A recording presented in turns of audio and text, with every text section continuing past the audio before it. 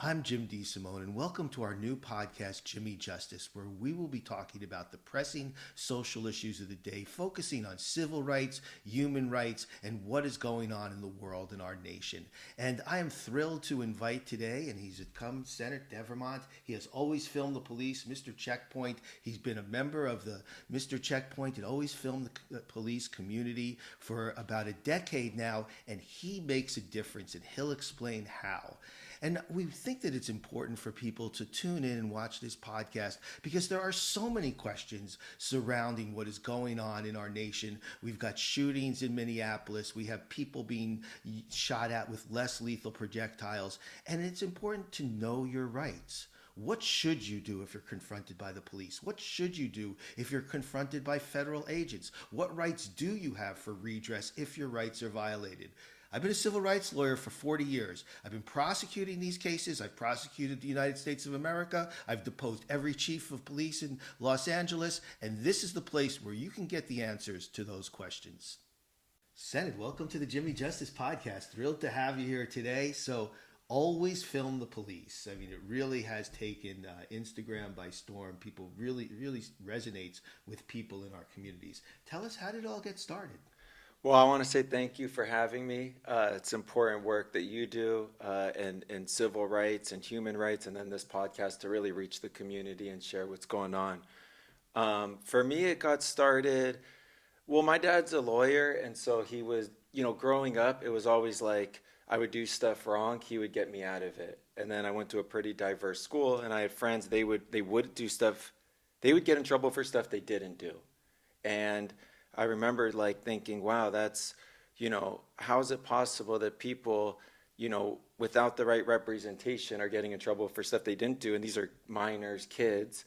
But then here I could get away with whatever it is. And because my dad's a lawyer, he's able to get us out of the trouble. And I think, my dad just taught me in a lot of ways, like when there's something wrong, there's a way to go about and handling it with courts and different things. And I became passionate in 2011 when I was going to San Diego State and they had checkpoints being set up, and I felt like that was unconstitutional.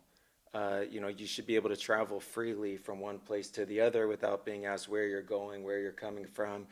And despite DUI and drunk driving being a real issue, of course I'm against that. I don't think it's a good reason to start, infringing on our rights. And then that just becomes a slippery slope to stop and frisk and a bunch of other issues. So I started just using Twitter at the time under @Mr. Checkpoint and saying this is where the police checkpoints are. A lot of them were being done at undisclosed locations, which actually, in my opinion, violate the 8 rules that a checkpoint is supposed to follow. I think it's Ingersoll versus Palmer. And one was advanced publicity. And so what better way to give advanced publicity than social media at that time? Then how did that evolve into always film the police?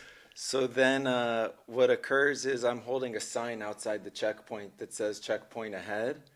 And an officer, a motorcycle cop drives by. This is like 2012, if I'm not mistaken. And he says, put your sign down. I said, why? And he said, you can ask why in effing jail. I said, put your sign down. And I was shocked. That's probably something a lot of people have heard from cops or something strange. But for me, that was my first time hearing an officer say something that I thought was totally wrong. And I wish I had recorded. I wish I had filmed it. And so I never stopped filming the police personally after that interaction. It wasn't until 2013 I went to dinner with my parents in Santa Monica. I'm driving to a friend's house about 9:30 at night. And an officer pulls me over and he says, have you been drinking? I say, no. He says, drugs? No. He says, okay, follow my finger. And I said, I don't have to do that. And he said, well, I'll take you to jail for drunk driving. And I said, okay, really not understanding. Now, before I pulled over, I started recording on my phone. I wasn't holding the phone. It was just audio. And I had done that 100% of the time, anytime I was pulled over. It didn't matter when or for what. 99% of the time, or 100% of the time before that incident, the footage was meaningless, right? I would get a ticket or whatever happened. But on that particular night, it was in 2013, the officer does take me to jail for drunk driving. He ends up finding prescription medication in my car, and he goes from drunk driving to this gentleman's on these pills and stuff, and requires a blood test. I spend the night in jail. The blood results came back 3 months later and said I was sober. And so the next day I get out of jail, they give me my phone back. Now, while I'm in the jail, I see the officer has my phone in his hand, and it was a Friday night, and I was at that time telling people where the checkpoints were and publicizing. Well, I could see all the notifications on the home screen, popping up of checkpoints. So I think he really thought he got someone who wants to know where these checkpoints are, must be DUI. Thankfully, my phone was locked, and I filmed that particular video from the lock screen, which was a specific way to do it. So he couldn't really delete it even if he wanted to or found it. And when I listened to the footage, it was clear that this officer was upset at me for exercising my right to refuse the field sobriety test. And then 3 months later, when they send me a thing that says this case won't be filed because your blood was clean and you were sober. So I hired a civil rights lawyer, and we sued the Santa Monica City for this wrongful arrest. They ended up settling for $70,000. In that time, I put the audio footage on YouTube, and it got millions of views right away. And the number one comment was, "This happened to me." So my next question, did you film it? Do you have footage? Do you have recording? It was always a no. And so instead of F the police as we formerly knew it, I thought there's no better way to do that than to always film the police. Well, that brings me to a great question. I mean, always film the police.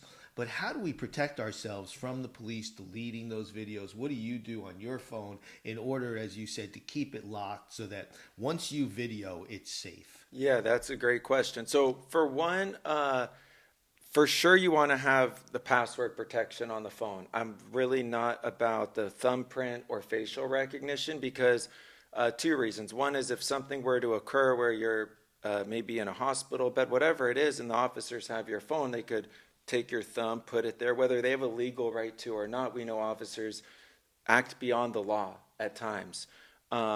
Or they could put it up to your face. If they got a warrant from a judge, they could actually force your thumb on the phone or your facial recognition. If it's a password, we have a Fifth Amendment right to remain silent. You never have to share your passcode. And so that's step one, having passcode on the phone, and then obviously not having to share it if you don't want to. The second thing is I have an iPhone, so once it's locked, if you swipe right on the iPhone without unlocking it, there's that little camera button. If you film from that way of going into the video from the lock screen, even if the person deletes it, when you get your phone back within 30 days, it will be in the deleted archived folder. And granted, you're not in jail for longer than 30 days, which unfortunately sometimes that could occur. You'll be able to get that. You'll look at it. You'll see, oh my God, I don't see the footage I took. You go to your archived deleted folder, and it will be there. And so I think that's the best way. I didn't have audio when I did it. I only had audio when I did. I didn't have any video. And it was enough to sue and win. And he didn't know the phone was there. So some people go, oh my God, you have to tell the officer you're filming. These are public servants. They have no expectation of privacy when they're on duty, and we can film them without letting them know. And in fact, I don't think it's a good idea to hold the phone and those things because, they say, oh my God, he was holding something and we thought it was this. And then they get an excuse to do something. Yeah, I think it's important in those situations, if the officers see that you're filming or taping, to express that it's your First Amendment right and let them know. The one thing I see sometimes my clients will be like, I'm going to sue you. I'm going to do this. Never threaten the police that you're going to sue them in that situation. Take the legal action later. But it's important to assert your rights. I've seen videos where say, if ICE comes up, you have the right to remain silent. Well, I think it's important to assert certain rights. You don't need to answer all their questions, but for instance, saying, I am an American citizen. I have the First Amendment right to film. assert that right, say no more, but at least there, then you've established why you're doing this, and that can be used to protect you. And I think it's also important, as it sounds like you were very calm in that interaction with police officers. You know, when people get arrested by police or confronted by police, it's natural that you're going to be upset about it, especially if you think you're being racially profiled or something like that. The important thing to do is to take a breath. Make sure if you want to go after that police officer for racially profiling you, if you act professionally, if you act in a way that's calm and assert your rights, that case is going to go so much better. It makes our job easier as civil rights lawyers when my clients act like that rather than cursing at police or threatening to sue them. Although, believe it or not, we do have the First Amendment right to criticize police and curse at them, but, you know, exercise your rights prudently. Yeah, I think that's a great point. In fact, in my arrest, the officer said that I was antagonistic. I mean, he had a whole thing in the report. Well, the judge, listened to the audio and said, no, actually, he's not being antagonistic. Actually, the officer is being antagonistic, and I think that's what ultimately made the city, to some degree, want to settle that case. I recommend being polite, exercise your right assertively, certainly calmly as you can, but then comply with their orders. If they ask you to step out of the car, you legally must step out of the car. That at the time of the stop isn't the time to go back and forth. And, if you listen to the audio, it's under Bad Cop Arrest Sober Driver on YouTube. And you could find that video under, Mr. Checkpoint YouTube channel. And, you'll hear the guy says, I'm going to take you to jail. I say, okay. It's not my job to argue back and forth with you. And unfortunately, yes, I did go to jail. I didn't want to, but I'm not going to win an argument with an officer in that moment. And I just have to go through with the process. And I recommend that when you film, it's a good reminder to think, I kind of say it like, pretend your grandma is going to listen to this audio, because if you're filming and the worst thing happens, that's all the people who are going to be hearing it. And you don't want to, yes, you have a right to say F you to the police and all the things, but is that going to help you? Is a juror going to think, more in your favor if you're saying those things? I don't think so. So I think yes, sir, no, ma'am, and then complying with the orders. Get out of the car. Okay. You don't resist them.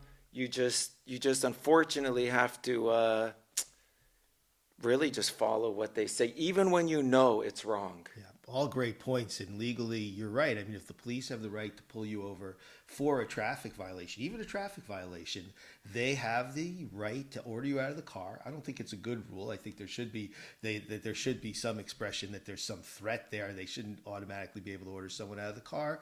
But the way the legal cases have come down is that they do have that right. So better to comply. I always say this about my employment cases: dance like nobody's watching, but write your emails and your texts like it's going to be read aloud in court one day. It's the same thing when you're interacting with the police. Interact with the police like that at some point in time that could be read aloud in court one day. And so it's important to comport yourself in a way that you're going to feel like, wow, I really kept my cool in this extreme circumstance, and juries reward that. You won your lawsuit. Why? Likely because of the way you acted. If you were cursing at the police, you wouldn't have gotten that money, I would bet. Right. Yeah, I think a judge wouldn't have, and mine fortunately didn't have to go to a jury or anything. Ultimately, they wanted to give me no money. As soon as the judge made the comment of, I don't think this guy was drunk. He didn't sound slurred speech. I mean, typically a DUI, they all read the same: bloodshot, watery eyes, slurred speech. He was fumbling the insurance. He couldn't find this. He didn't know what time of day it was. Even me knowing the rights to remain silent, the officer I remember was like, "Do you know what time it is?" I didn't know. They used that against me. And because I said I didn't know, I really should have said I remained silent until my lawyer's present, and really should have just absolutely said nothing. But they trick you. They're good at trying to get you to talk, and they will use everything that you say against you. Anything you say that would help you will never be recalled. It will never be re-mentioned. And so it's important to just invoke those rights. But as you said, when they say step out of the car, I think it's like Pennsylvania versus Mims, where it's a seatbelt infraction, or it's maybe that's Atwater, but it's the case, I believe, is a seatbelt issue, and the police can take you to jail for any infraction of the law. And I don't agree with these things, but the fact is, when they say step out of the car, whether they're right, they're wrong, racial profiling, that's an order I highly recommend complying with while exercising your right. Yeah, it's a little more difficult now when we see the way ICE agents, when they're ordering people out of the car, the brutality that people are met with. But, even then, if you're cooperating with this situation, they have less of a reason to go hands-on. And these officers, while they can't be individually sued in federal court, we can sue them under the United States of America under the Federal Tort Claim Act. So again, if you're complying with commands and you're met with a brutal response, then it makes it all the better for you in court. Police officers now, many of them, and not all of them and not enough of them, but they have body cams. So if the officers have body cams, why do we need to film them? What's the advantage? Man, unfortunately, I mean, I've seen officers with in departments that have body cam. All of the officers are supposed to have the body cams. That's like part of the regulation. I've seen officers with the holster, but the body cam totally not on, physically just off. I go, "Where's your body cam?" "Oh, I left it at the department." Well, here you've got this guy in handcuffs and you don't even have the thing on that the city's ordinance requires you to. That's one issue. The second issue, well, it's on physically, but is it on? Is it recording? Did they forget? Is there a malfunction? Okay, that's another issue. The third, what happened? I've done several public record requests on body cam footage. I've nearly never been successful. And that's even footage where I'm saying, can you send me the footage of, this is city footage that we pay for as taxpayers. That's right. And we can't get, they give every excuse in the book. I've heard the excuse of, "I'm sorry, you were supposed to get it. You did everything correct to get it. It was accidentally deleted after I viewed it." I've literally been told that. So we cannot trust that one perspective. It's also one perspective that you're trusting.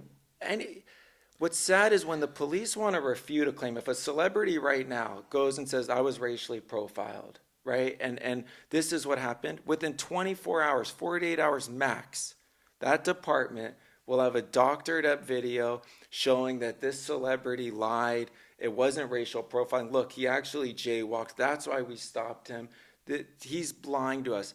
But when they kill your loved one and your loved one says, "How do I get that footage of what happened?" It's a nightmare, right? It's under investigation. And let's face it, when you have a police officer body cam, it's not filming what the police officer's doing. It's filming what you're doing. And that's why when you have someone, especially a third party videotaping, that's why it's so wonderful that people in the community in Minnesota and in other areas are stepping up to filming ICE activities in those situations. It really is. It really is. It does bring accountability in these situations. Let's talk about it. It's on everyone's mind. Renee Nicole Good, a recent shooting in Minnesota. She's out there. She's filming. Yes, she's in the middle of the street. She ends up, the mother of three, her dog in the car, losing her life. We have a police officer who actually not using a body cam. He's not a police officer. He's an ICE officer. He's an experienced one. He was there for 20 years, so he knew exactly what he was doing. He's filming the encounter with his phone. But what do we see when he films? The limitation when Miss Good goes forward, you really can't see what happens. It's only through the citizens who are videotaping, and they've done like a 3D analysis of just how little he was threatened and how he really created the danger that ended up resulting in the loss of her life. So that filming is so important. Have you had situations where you've seen where the video, the filming by a third party has helped somebody with their case? Oh, absolutely. Right now there's a $500 million class action lawsuit in Beverly Hills that is 100% resulted because people were filming other people being stopped and racially profiled. And, there were people saying this happened to me, this would happen. But unfortunately, until it took third parties to actually film a bunch of this footage and share it publicly, and then the person saying, "That's me in the video." This is how, and there was actually one particular video, the first time that this went full circle, at least for me, because once I had my own experience, then I'm telling people to always film the police. Eventually, I get a video. and a guy goes, it's 3 a.m. He's in Santa Barbara, I believe. Goleta, I think is the city or county. And he's at some motel. He's on the second floor, and he goes, I hear dogs barking, sirens, the whole 9 yards. He goes, I remember always filming the police, and I start filming from my window. What do we see in this video? We see a guy getting out of his car, all the guns aimed at him, dogs barking, the cop dogs, everything. And they're saying, back up, put your hands up.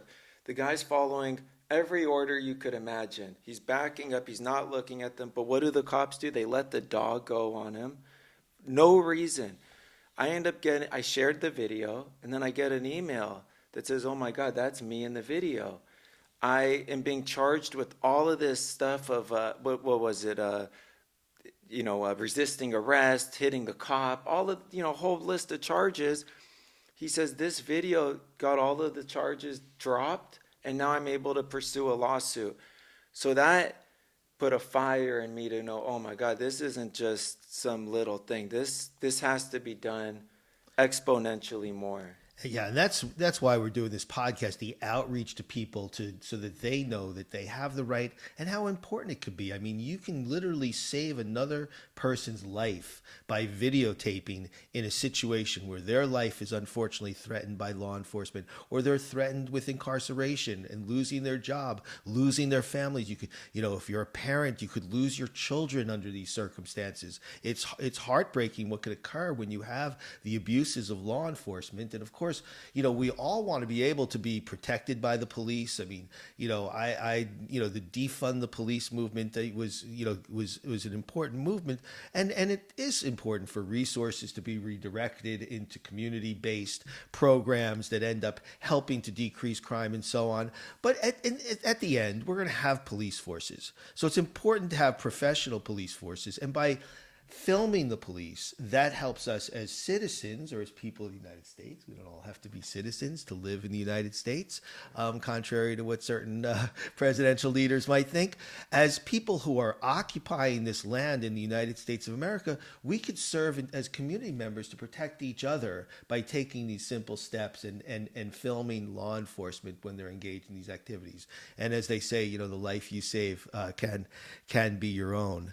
I look at we always want to film the police, but surveillance videos, when you've got businesses too, when events happen, it's very important if you're able to file something right away and to go after that surveillance video. I mean, you look at it's come up next week, the officer who shot Brendan Glenn on May 5th, 2015 in Venice, California. We represented the family. That officer, he has his first court appearance in criminal courts next week. Finally, 10 years later, it looks like he's going to be prosecuted for that crime. We'll see what happens. But what was able to show what really happened there? Because the officer didn't have his body cam on.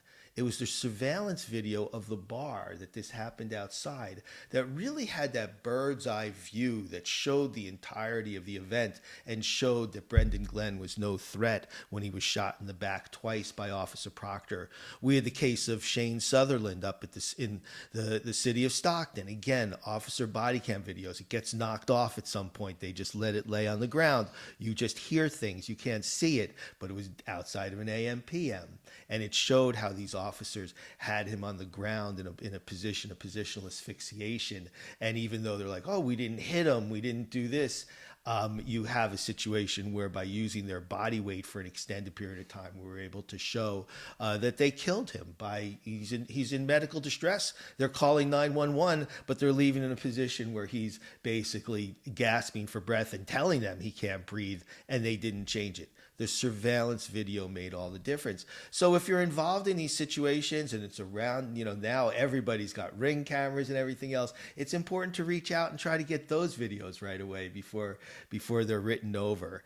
And I just want to emphasize with having Sennet here, all of this is up on his Instagram, Always Film the Police. It's shared with people. So if you have a situation where you have video, where you're reaching out for help, reach out to the community. It's amazing how many people really do, resonate and are on that website. And I'm sure you've helped just so many people by the work that you do. But I know you do some other work with this. You do some nonprofit work with Always Film the Police, Mr. Checkpoint. Tell us a little bit Yeah. about that.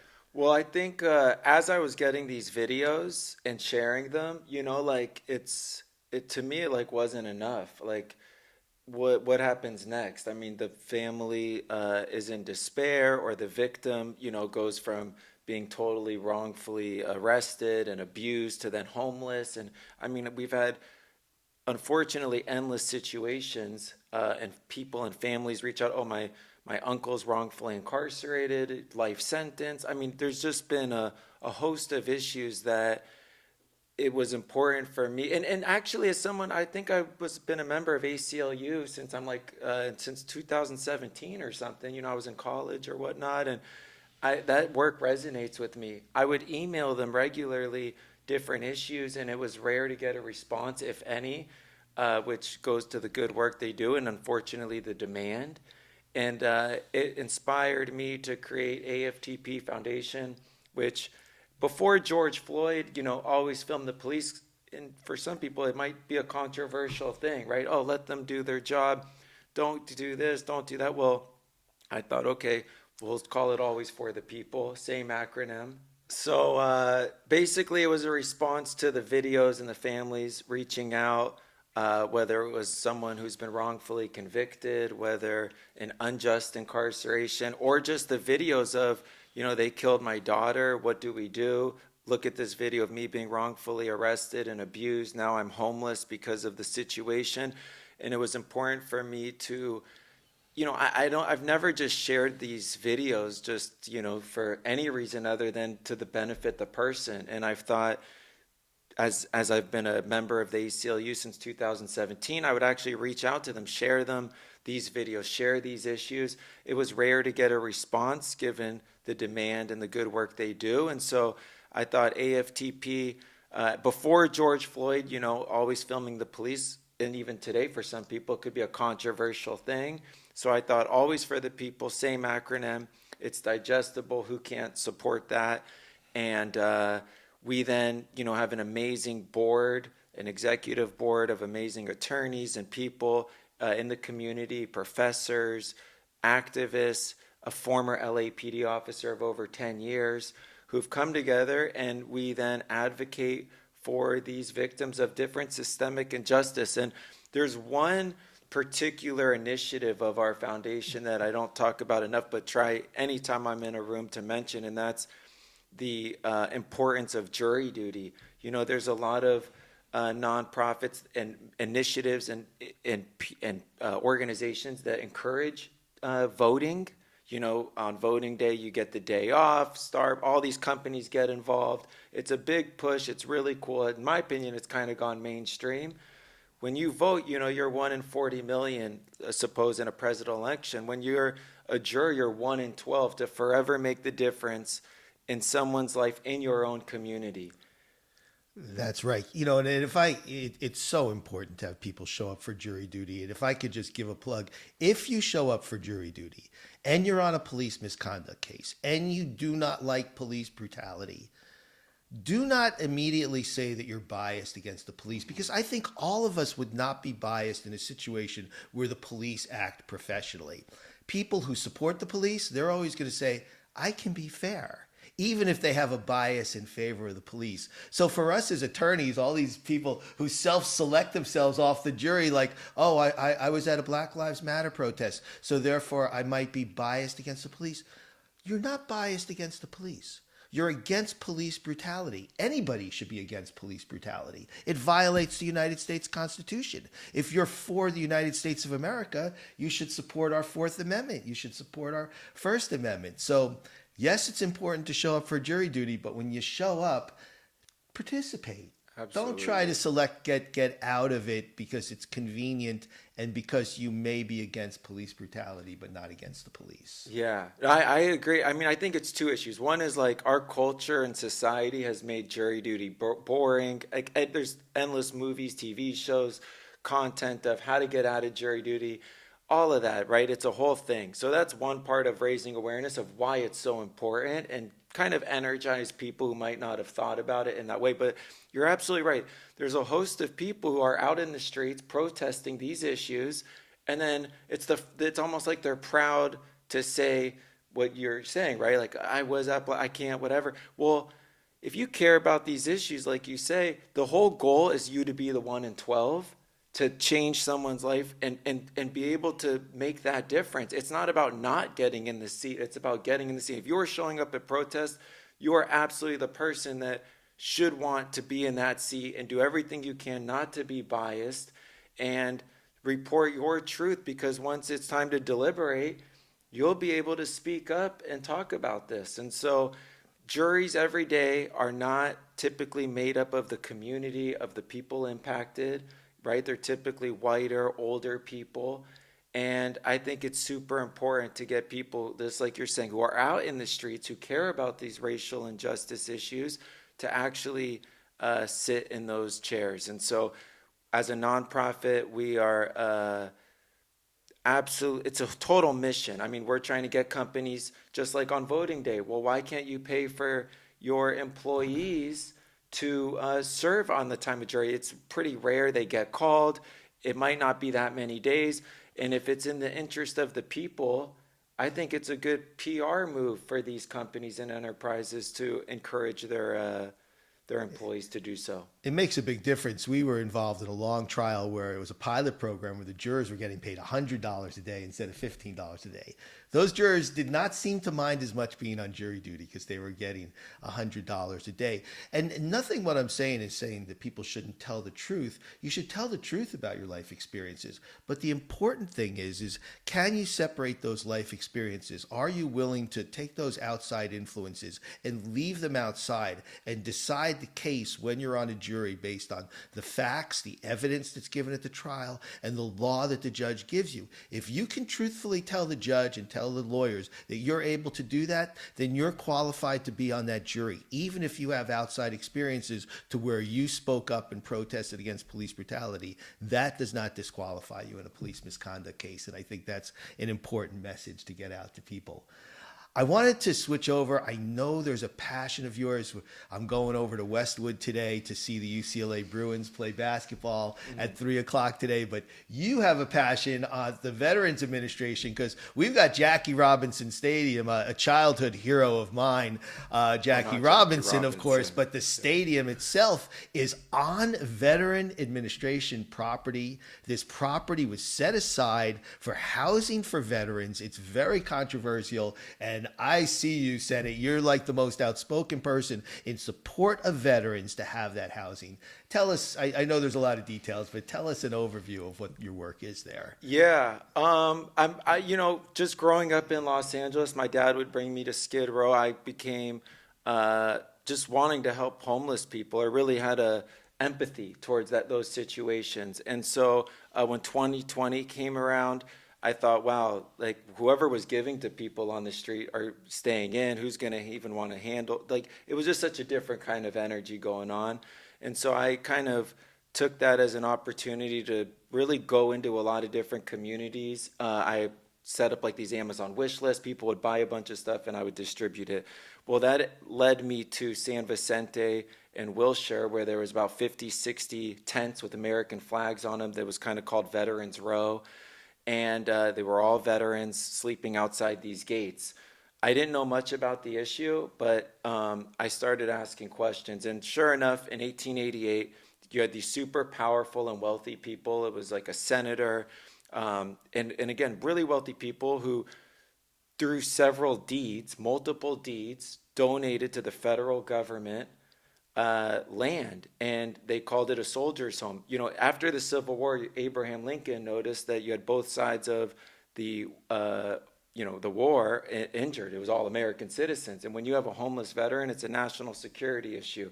No one wants to serve your country when you see homeless veterans, and so he established branches, a soldier's home in the East and the West, and at that time, 1888, these really wealthy people, they owned thousands and thousands and thousands of acres that stretched through it was all dirt essentially. And when you own that much land, you're taxed on it. So it was in their interest to donate what was over 900 acres to the federal government to be permanently maintained as a soldier's home. The stakeholder was the federal government, and the second stakeholder was a homeless and disabled veteran. At that time, you had veterans all over the country literally waiting for this place to be built. And sure enough, the federal government built all these buildings and a whole soldier's home. Veterans were going there and rehabilitated. They learned trade. Their biggest medical hospital was there.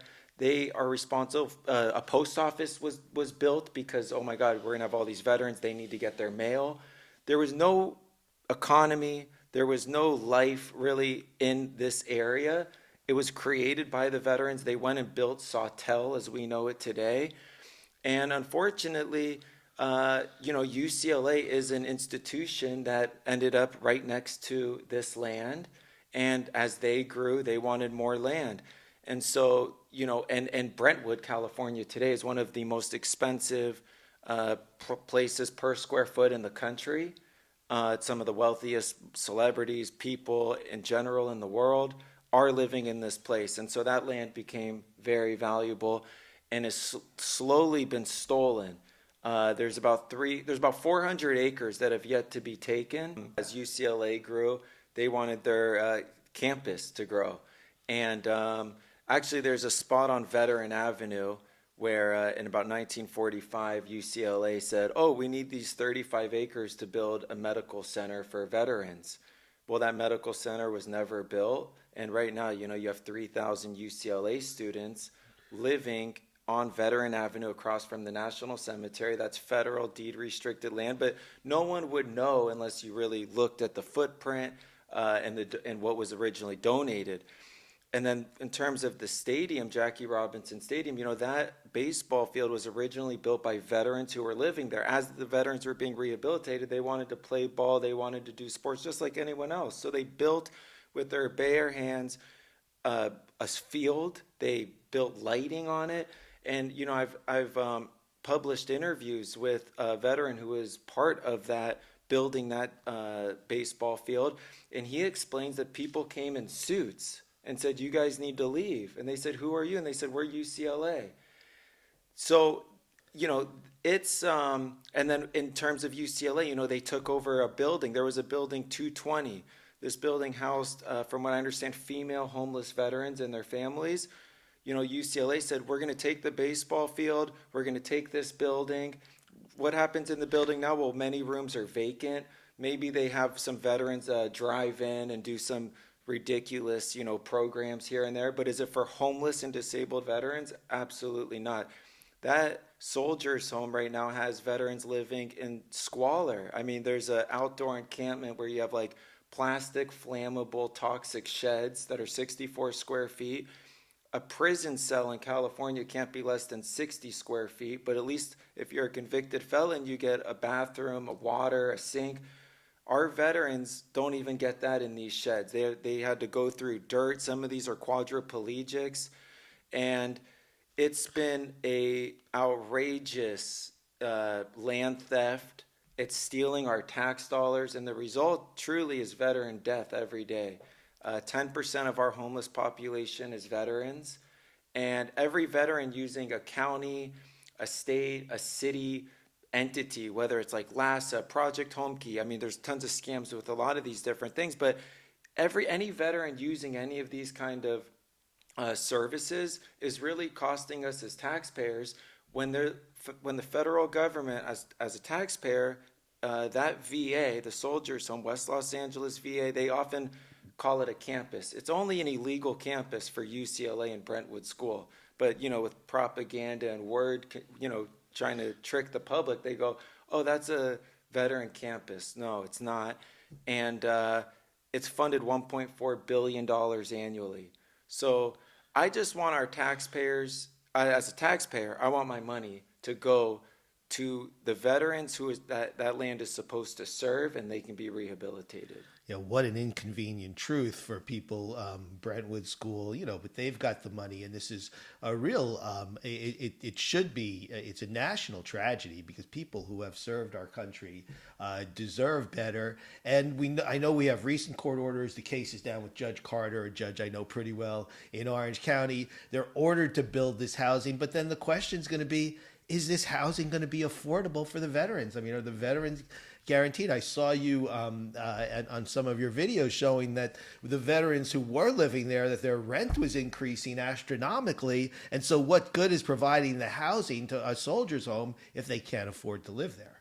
Yeah, the lawsuit, I'm not too optimistic on this lawsuit. When I read Judge Carter's orders, he ordered for a 450,000 square foot town center to be built. He's kind of co-signed the private development of the land. And, 4,000 to 5,000 and up veterans used to live on that federal deed restricted land without paying rent. Their rent was the sacrifice. That's the whole point. There was no fee. There was no rent. They had to pay nothing. They served our country. They were injured. They were homeless. They're disabled. Now they can get rehabilitated. There's a big push of, we're going to build this housing. Well, let's look at the housing. What you have is private developers and Brentwood School. I mean, these people are lobbying our politicians and different things where they're basically allowing to get these 99-year leases and then an illegal enhanced use leases. Then they create other companies where they sublease it to themselves. They take tens to 20 to 50 million and up of our tax credits to build the housing. They delay the build. They pump up the numbers. And then what do? They charge the homeless and disabled veteran rent. Go ahead. Unbelievable. Yeah. I mean, I'm just reacting to, what is just, it's unfair on every level. And, and it's really wonderful that you are almost, it seems, a lone voice speaking out against people helping. Yeah, no, I sometimes am in these rooms, alone or maybe the loudest to some degree. But fortunately, I've learned all of this from a coalition, NHDVS Coalition, which is actually National Home for Disabled Volunteer Soldiers. That's what that land was originally called. And this coalition meets every Friday for, I want to say, 6+ years now. It's kind of led by this commander, Francisco Juarez, who back in the day, was rehabilitated on that property, on that land by the federal government, and then became a success. And he was commissioned by World War II veterans to say, please save the soldiers' home. Please don't let this go. There's a researcher, Ryan Thompson, who's dug up endless maps, contracts. I mean, whistleblowers have come to him and shared documents and information that, I don't say lightly that they are doing illegal activity on that land and that these developers are really doing this. But when you look at these documents, it's very clear. And so despite, unfortunately, a lot of press from, entities like even LA Times and CNN who sometimes want to talk about the issue, it's done in a way that, in my opinion, that kind of co-signs and allows a lot of this third-party developers to get rich while veterans are dying in the street. And so providing this truth and raising awareness on social media has been a big passion to try to expose that issue. Well, I hope this is one area where, like all of the areas you work in, we can really make a difference because it's so important. And to think of the veterans who have served our country to be out in the street in that type of environment, we should do better as a country. We really should. So, we started out with Always Film the Police, and today, Minnesota, another police shooting, ICE shooting. And how do we know the circumstances? Because there was a person who kept their distance, holding their camera phone, videotaping that. You see a swarm of officers around this man, and all of a sudden, as he's struggling, but 8 to 9 officers, it seems, a shot goes off. and the man lays flat. Now, how dangerous it is to have a shooting in that situation. And it really speaks to the danger of having these basically untrained ICE or poorly trained ICE officers pulling out their guns in these situations. But thankfully, someone filmed it from across the street. Always film the police. Well, say a few words about that, Senate. Yeah, unfortunately, I think with what's going on with ICE and whoever these people are, these unidentifiable, agents, I don't think it was like if people will die, it's how many. I mean, when you give people a gun without proper training, without accountability, and without transparency, death is guaranteed. It's just how many and when will it stop? In that video, as we just watched just before, starting this podcast, um, it looks almost like a gang beating up someone. I mean, they're like kind of punching this person, and then it seems like a person in red filming from another distance. I presume there'll be more footage that comes out, and absolutely, when we see this kind of conduct going on in our communities, we need to take out our phones. It's our First Amendment right to always film these agents, these people, law enforcement, and it's outrageous. And I think I don't know how it stops until we have some type of authority that holds them accountable and makes them transparent. Because why do we have laws? Hold people accountable, make it transparent. Why, if someone does a crime, is their mugshot plastered all over the media news? But when law enforcement or ICE, they do something, it takes the community to expose who they are. The media really doesn't. And so,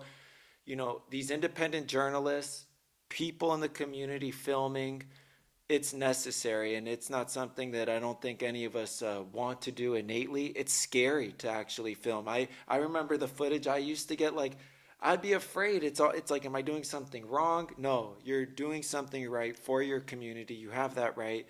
And my heart goes out to all these people affected, the people being kidnapped. I mean, I find this is outrageous use of force, and it's really sad. Yeah, well, it's important to emphasize that courts have upheld the First Amendment right to videotape law enforcement. You should keep at a safe distance. You shouldn't be, I hear sometimes people screaming as they're videotaping. Probably best not to say anything. Capture what is actually happening, because you're standing close to the phone. If you're screaming as you're videotaping, then you really can't hear what's going on. Be that observer, be that person who's going to document what's happening in your view. And you're absolutely right. I mean, until there's accountability, we have the president and vice president of director of Homeland Security saying that these officers are absolutely immune, so they feel that they can kill people with impunity on the streets. But message to ICE agents, there's no statute of limitations on murder. And if you are acting in reckless disregard of someone's rights, it is murder in almost every state in the United States of America. And there will be accountability, even if it takes some time. So, you've helped out, I feel, so many people. You really have, Senate. I mean, I enjoy the work that you do, and in some ways, you've helped my clients by bringing accountability and basically more eyes on the situations when my clients have had their rights violated, and we've been able to film and work together, collaborate, and but now you're doing something else to help the people. You're going to law school. Tell us about that. Yeah, well, I guess that's just the next evolution of what's happened. Like, everything I've done has really been like something occurring and me learning and then wanting to help in that way. And, there's several cases that I've been involved with. To be honest, like, lawyers like you inspire me to do this work. Thank you. And to take this next step in law school. In particular, there was a 14-year-old girl, Valentina Oriana Peralta. She was killed the day before Christmas Eve in North Hollywood, by LAPD. This case is still ongoing.